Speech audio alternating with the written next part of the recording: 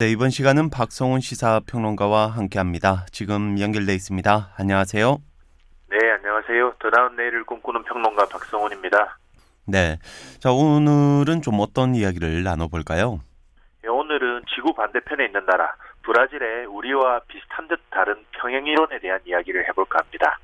네, 이 브라질 하면 가장 먼저 떠오르는 게 아무래도 이 열정의 나라답게 삼바가 가장 먼저 떠오르고 또 축구가 생각이 나는데요. 아무래도 축구 황제로 불리는 펠레, 또 지금 황제죠. 이 네이마르 등 아주 능력이 뛰어난 축구 선수들이 또 많은 나라잖아요. 네, 그렇죠. 아무래도 브라질 하면 축구가 가장 유명하죠. 또 지구의 허파, 아마존이 있는 나라기도 하고요. 경제적으로는 2000년대를 전후해서 빠른 경제 성장을 거듭하면서 러시아, 인도, 중국과 함께 신흥 경제국으로 분류가 됩니다. 이들 4개 나라의 영문 머리 글자를 따서 브릭스라고도 부르죠. 네, 이 브라질과 러시아, 인도, 중국이면 하나같이 다 땅도 넓고 또 인구도 굉장히 많은 나라인 것 같습니다. 자, 그런데 이 지구 반대편에 있는 남미 국가인 브라질이 이 우리와 비슷한 점이 있나 보죠? 그냥 외형적으로만 보면 차이가 꽤 큽니다. 브라질 면적은 남미 대륙의 절반 정도로 러시아, 캐나다, 중국, 미국에 이어서 세계에서 5번째로 큽니다. 우리나라하고 비교하면 우리나라 86개를 합친 것 정도의 크기죠. 엄청납니다. 그리고 인구는 2억 1,200만 명으로 세계 6위고요. 네, 면적은 우리나라보다 86배나 큰데 인구는 한 2억 1천만 명 정도라고 하니까 나라 국토 면적에 비해서는 인구가 조금 적어 보이네요. 네, 그렇죠. 이렇게 땅이 넓은데 인구가 좀 적은 나라들은 문제가 있습니다. 바로 치안이죠. 세계에서 가장 위험한 도시 50개 가운데 17개가 브라질에 있습니다. 빈부 격차도 심하고요. 치안이 불안하다는 게 노상 강도가 많다 이런 수준이 아니라 마약 조직들이 활기를 치고 있어요. 이 마약 조직들이 쓰는 무기도 권총 이 정도가 아니라 자동소총, 수류탄, 로켓포, 기관총 이렇게 웬만한 군대가 사용하는 무장을 갖추고 있고요. 네, 아주 살벌한 분위기일 것 같은데 이 마약 조직이 그렇게 무장을 하고 있으면 이 경찰도 쉽게 이렇게 잡기가 어렵겠군요. 네, 거의 못 잡는다고 봐야죠. 경찰도 겁이 나니까요. 네, 그러니까 마약 조직이 경찰 활기를 우습게 합니다. 대낮에 시가지에서 총격전도 예사로 일어나고요.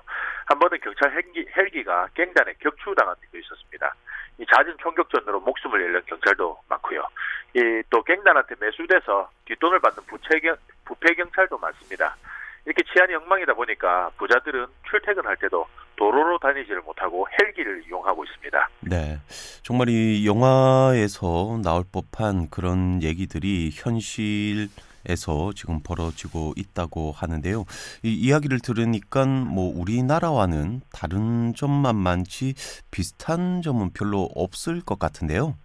비슷한 점을 찾아보면 일단은 GDP 규모가 비슷합니다. 네. 작년에 세계 GDP 순위에서 브라질이 11위, 우리가 12위였는데 올해는 코로나 상황에서 우리는 선방을 했고 또 브라질은 반대로 방역이 무너지면서 우리가 브라질을 제치고 10위로 올라갈 걸로 예측이 되고 있습니다.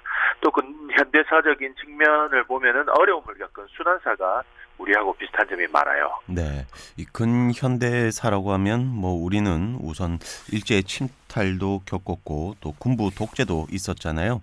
브라질하고는 좀 어떤 점이 비슷합니까? 브라질도 식민 통치를 받은 역사가 있습니다. 브라질은 1500년에 포르투갈에 발견된 이후로 300년 동안 포르투갈로부터 지배를 받았고요. 그래서 지금도 공용어로 포르투갈어를 쓰고 있어요. 또 브라질도 한때 군사 독재 시절을 겪었습니다. 그리고 경제 위기에 빠지면서 IMF로부터 구제금융도 받았고요. 네, 이런 식민 통치의 군사 독재 또 IMF 구제 금융까지 겪은 걸 보면 이런 점은 우리와 굉장히 많이 비슷하네요. 그렇죠. 또 브라질은 1800년대 포르투갈로부터 독립을 하고 난 뒤에 군주제 그리고 공화제를 거치는데요. 1950년대에 이르러서는 최초의 민주적인 대통령 선거를 치릅니다. 그런데 그것도 얼마 못 가고 1964년에 군사 쿠데타가 일어나죠. 이후에 군사 독재가 이어지는데 군부 독재는 친미 반공 정책하고 또 공업화를 추진합니다. 이 시기에 브라질이 고도의 경제 성장을 이루죠. 네, 이 쿠데타로 권력을 잡은 독재 군부가 이 친미 반공 정책 또 공업화를 추진하고 고도의 경제 성장을 이뤄냈다. 이 어디선가 굉장히 많이 들어본 얘기 같네요. 네, 익숙한 얘기 같죠. 네, 근데 이제 군부가 독재를 하면은 거기에 뒤따르는 부작용들이 생기기 마련입니다. 부정부패, 또 그로 인한 빈부격차, 그리고 여기에 반발하는 국민들의 불만, 그리고 그걸 억누르기 위한 각종 인권 침해들, 이런 부작용들이 브라질에서도 그대로 나타납니다. 이 국민들의 분노는 극에 달하게 되죠. 결국 위기에 처한 브라질 군부는 1985년에 권력을 문민정부로 넘깁니다. 네, 이것도 굉장히 뭐 비슷한 얘기인 것 같은데요. 이 1950년 이후 브라질의 역사는 거의 뭐 우리나라 역사를 이렇게 돌아보는 것 같네요. 네, 그렇죠. 우리나라와의 평행 이론은 계속됩니다. 이 브라질은 문민정부 이후에 여러 위기와 발전을 거듭하는데요. 2011년에는 브라질 역사상 처음으로 지우마 호세프라는 여성 대통령이 당선이 됩니다. 이 지우마 호세프 대통령은 2014년 대선에서 다시 한번 당선되면서 재선에 성공을 하는데요. 2016년 5월에 비리 혐의로 직무가 정지되고 그해 8월 31일에 탄핵을 당하게 됩니다. 네, 이것도 뭐 비슷한 것 같은데 이 최초로 당선된 여성 대통령이 탄핵을 당했는데 뭐 어떤 비리를 저질렀길래 탄핵까지 당한 겁니까? 당시 심각한 경제 위기를 겪고 있는 브라질의 재정 적자를 숨기기 위해서 회계 장부를 조작했다는 혐의를 받았어요. 이 밖에도 또 직전 대통령인 룰라라는 대통령이 있었는데 이 대통령이 호세프 대통령하고 같은 당이었죠. 근데 이 룰라 대통령이 퇴임한 이후에 비리 혐의로 수사를 받고 있었어요.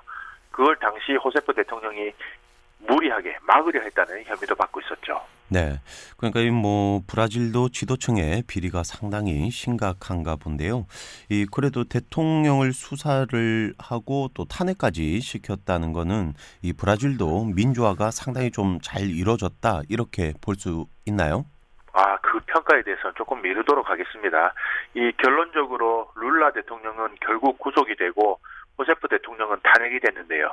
두 대통령을 실각시키는데 혁혁한 공을 세운 사람이 있습니다. 바로 세르지우 모루라는 인물인데요. 줄여서 모루라고 하겠습니다. 이 모루라는 사람은 브라질의 연방판사였는데 판사면서도 또 검찰의 역할을 수행할 수 있는 수사판사였어요. 네.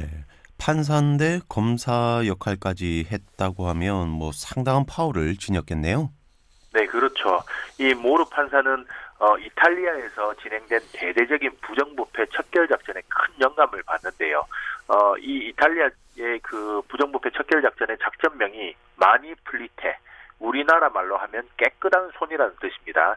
이 1990년대 이탈리아에서 한 검사가 주도적으로 정관계 그리고 재계 인사까지 수천 명을 수사해서 3천 명을 체포한 작전이었죠. 네, 이 브라질 이전에 이탈리아에서 이 권력층에 대한 대대적인 개혁이 먼저 일어났었군요. 네네. 이 1992년부터 진행된 이 작전으로 이탈리아의 국회의원 177명, 전직 총리 4명을 포함해서 대략 6천 명이 수사를 받고 1,200명 정도가 유죄 판결을 받습니다. 그리고 이 작전을 주도한 검사는 국민적인 영웅으로 떠오르죠. 이걸 본 브라질의 모르 판사는 이탈리아의 깨끗한 손 작전을 모델로 해서 라바 자투라는 작전명을 정하고 이 작전을 추진합니다. 이 라바 자투라는 게 우리나라 말로는 세차 작전이라고 하죠. 네, 이 세차 작전이라고 하면 그 차를 깨끗이 씻는 그 세차를 얘기하는 거죠? 네, 맞습니다. 이 라바 자투는 정확하게는 이 포르투갈어로 세차용 고압 분사기를 뜻하는데요. 이 분사기로 오염물질을 씻어내듯이 부정부패를 척결하겠다는 거죠. 이 모르 판사는 이 작전을 통해서 룰라 대통령을 구속하고 최초의 여성 대통령인 호세프 대통령을 탄핵으로 이끄는데요. 이 공석이 된 대통령 자리에 당시 부통령이던 테메르 대통령이 오르는데 이 테메르 대통령까지도 임기가 끝난 뒤에 뇌물 혐의로 체포를 합니다. 그게 작년의 일이었죠. 네, 우리가 뭐 우리 주변의 상황들로 인해서 정신이 없었던 시기에 이 지구 반대편에서는 엄청난 일이 또 벌어지고 있었네요. 네네.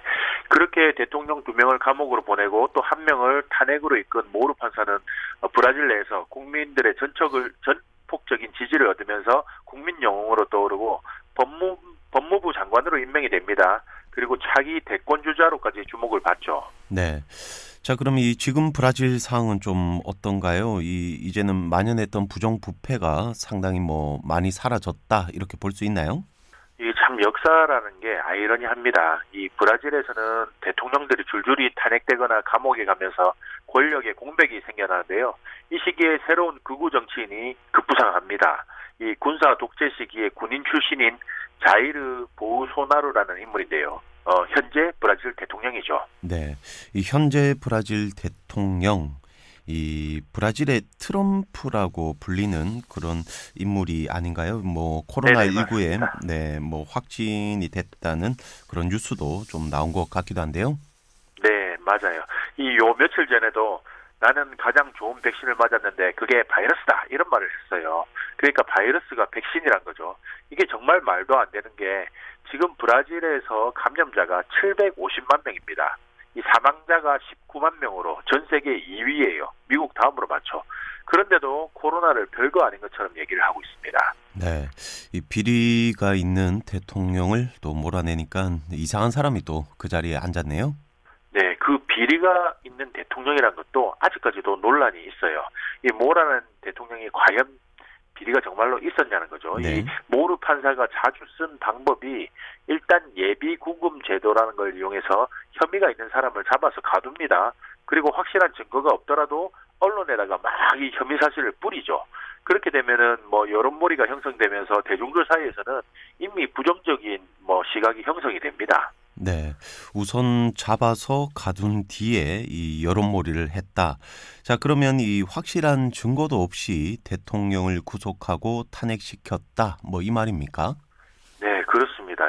아직까지도 그 탄핵되고 구속된 대통령에 대한 제대로 된 증거가 나오지 않았어요.